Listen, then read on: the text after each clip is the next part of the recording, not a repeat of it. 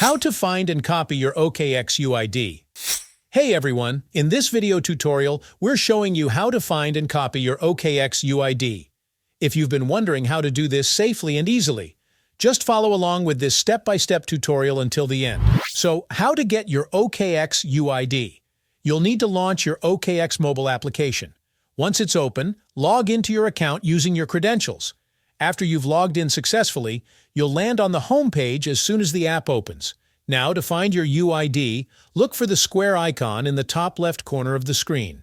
Tap on it, and it will take you to a new page.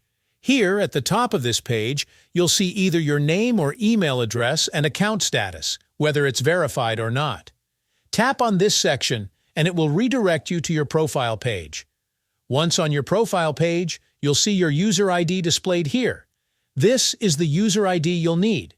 If you want to copy it, simply tap the copy icon right next to your user ID. The app will show a message confirming that your UID has been copied. Now, you can paste it anywhere you need. You can use this user ID to send or receive money on OKX between different accounts. And that's it. That's how you can easily find and copy your OKX UID.